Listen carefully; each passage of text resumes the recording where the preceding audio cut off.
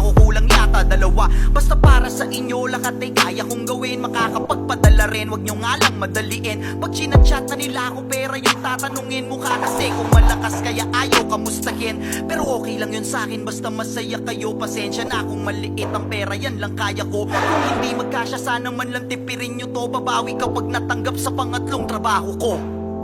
Ang hirap-hirap dito sa malayo, pero kailangan ko ng trabaho.